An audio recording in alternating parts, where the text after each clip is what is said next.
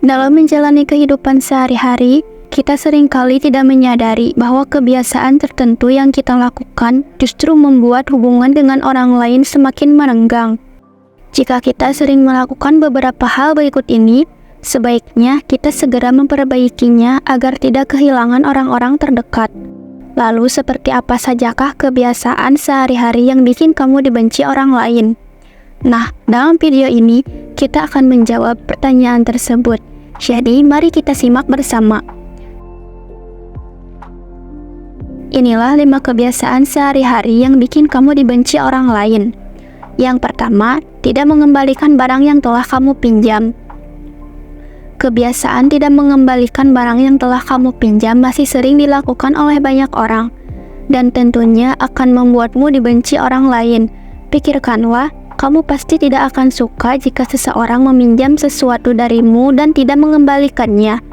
Maka dari itu, setiap kali kamu meminjam sesuatu dari orang lain, kamu harus segera mengembalikannya setelah kamu selesai menggunakannya. Hal ini tidak hanya berlaku untuk barang-barang fisik seperti buku, alat, atau pakaian, tetapi juga untuk uang. Jika kamu pernah meminjam uang dari orang lain, maka kamu harus membayar mereka kembali secepat mungkin. Mengabaikan kewajiban untuk mengembalikan pinjaman menunjukkan kurangnya rasa hormat dan tanggung jawab. Orang yang dipinjamkan barang atau uang mungkin merasa tidak dihargai dan dirugikan, yang pada akhirnya dapat merusak hubungan baik. Untuk menghindari masalah ini, selalu pastikan untuk mengingat barang atau uang yang kamu pinjam dan kembalikan tepat waktu. Berikan perhatian ekstra pada kondisi barang yang kamu pinjam agar tidak rusak atau hilang. Karena mengembalikan barang dalam kondisi yang sama seperti saat dipinjam juga menunjukkan rasa tanggung jawabmu. Dengan mengembalikan barang yang telah kamu pinjam tepat waktu dan dalam kondisi baik, kamu menunjukkan bahwa kamu menghargai kepercayaan dan kebaikan orang lain. Ini akan membantu membangun dan mempertahankan hubungan yang positif dan saling menghormati dengan teman, keluarga, dan kolega. Yang kedua, membiarkan orang lain terus-menerus mentraktirmu. Penelitian menunjukkan bahwa sebanyak 99,9% individu tidak menyukai seorang teman yang tidak pernah mengeluarkan uang sepeser pun untuk dirinya sendiri. Perlu diingat bahwa ketika kamu pergi nongkrong dengan sekelompok orang, kamu harus membayar segala sesuatu yang kamu konsumsi untuk dirimu sendiri. Uang selalu menjadi hal yang sensitif dan tidak seorang pun ingin merasa dimanfaatkan. Jika kamu terus-menerus membiarkan orang lain mentraktirmu tanpa pernah membayar balik atau berkontribusi, orang lain mungkin akan merasa dimanfaatkan dan mulai menghindarimu. Ini dapat merusak hubungan dan membuatmu tampak tidak bertanggung jawab atau tidak menghargai teman-temanmu.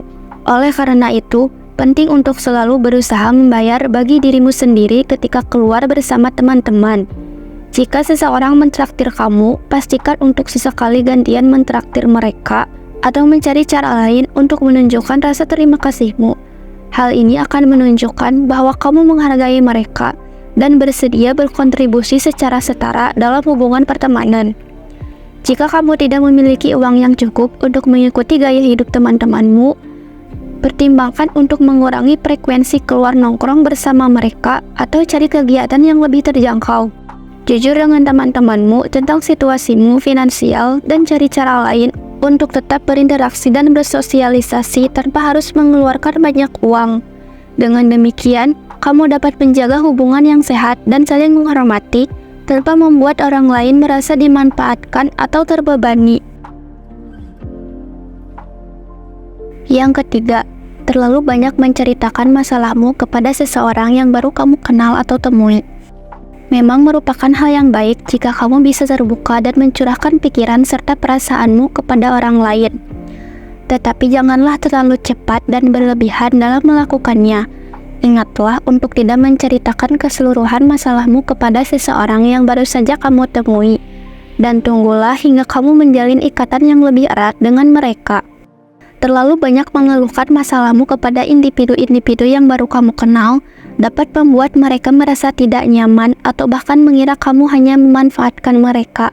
Hal ini bisa menyebabkan mereka merasa terbebani dan menghindarimu di masa depan.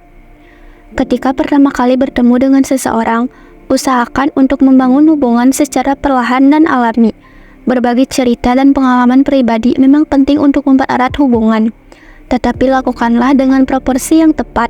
Berikan ruang bagi mereka untuk berbagi cerita mereka sendiri dan tunjukkan minat serta perhatianmu terhadap apa yang mereka katakan. Kamu hanya boleh terbuka dengan orang-orang yang peduli denganmu, bersedia mendengarkan curhatanmu, dan mau memberikan solusi atas persoalanmu. Ini adalah tanda-tanda hubungan yang sehat dan saling menghormati. Terburu-buru dalam berbagi masalah pribadi bisa membuat hubungan terasa tidak seimbang dan membebani orang lain. Oleh karena itu, bersikaplah bijak dalam memilih waktu dan tempat untuk berbagi masalah pribadi. Bangunlah kepercayaan dan ikatan yang kuat terlebih dahulu sebelum membuka diri sepenuhnya.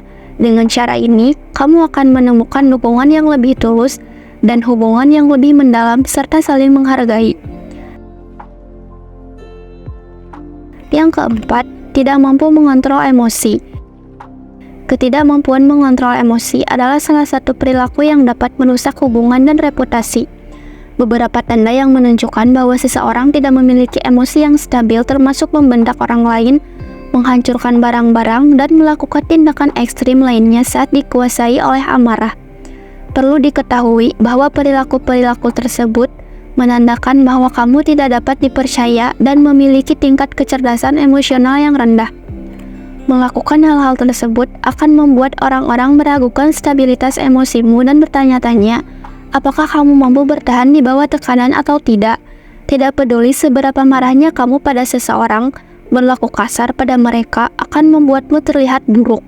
Orang-orang akan melihatmu sebagai individu yang tidak dapat diprediksi dan tidak stabil emosinya, yang akan membuat mereka merasa tidak nyaman dan mungkin menghindarimu. Mengendalikan emosi adalah keterampilan penting dalam kehidupan sehari-hari, baik dalam hubungan pribadi maupun profesional. Ketika kamu mampu mengelola emosimu dengan baik, kamu menunjukkan bahwa kamu adalah orang yang dewasa, bertanggung jawab, dan dapat diandalkan. Orang-orang akan lebih cenderung mempercayaimu dan merasa nyaman berada di sekitarmu. Yang kelima, berpikiran tertutup. Berpikiran tertutup adalah perilaku yang dapat membuat orang lain merasa tidak nyaman atau tidak dihargai. Orang-orang tidak suka berbicara dengan individu yang tidak mau memahami sudut pandang sesamanya dan selalu menganggap bahwa dirinya selalu benar. Sebaliknya, memiliki sikap berpikiran terbuka, mau mendengarkan pendapat orang lain, dan bersedia mempertimbangkan sudut pandang yang berbeda adalah sifat yang sangat disukai. Janganlah terlalu cepat menghakimi seseorang atau selalu berusaha menunjukkan betapa salahnya mereka. Memang, kamu tidak harus setuju dengan pemikiran orang lain. Namun, jika kamu bersedia mendengarkan dan benar-benar mencoba memahami mengapa mereka memegang teguh opini mereka, mereka akan sangat menghargaimu. Ketika kamu memperlihatkan sikap berpikiran terbuka, hal itu menciptakan lingkungan yang lebih inklusif dan memungkinkan pertukaran ide yang lebih kaya. Orang-orang akan merasa lebih nyaman untuk berbicara denganmu dan lebih cenderung untuk membuka diri tentang pemikiran dan pengalaman mereka sendiri. Selain itu, sikapmu yang terbuka juga akan membantumu membangun hubungan yang lebih kuat dengan orang lain, karena mereka akan merasa didengar, dihargai, dan dihormati. Jadi jangan biarkan pendapatmu menghalangi kemampuanmu untuk memahami sudut pandang orang lain. Dengan bersikap terbuka dan menerima, kamu akan memperkaya dirimu sendiri dengan wawasan baru, memperluas jaringan hubungan, dan menciptakan lingkungan yang lebih positif bagi dirimu dan orang-orang di sekitarmu. Dengan menyadari dan memperbaiki kebiasaan-kebiasaan tersebut, kita dapat meningkatkan hubungan dengan orang lain dan menciptakan lingkungan yang lebih positif dan harmonis dalam kehidupan sehari-hari. Ingatlah bahwa perilaku kita memiliki dampak besar pada interaksi sosial kita. Dan dengan memperhatikan kebiasaan-kebiasaan ini, kita dapat membangun hubungan yang lebih kuat dan saling menghormati dengan orang-orang di sekitar kita. Terima kasih telah menyimak video ini. Jangan lupa untuk like, share, dan subscribe.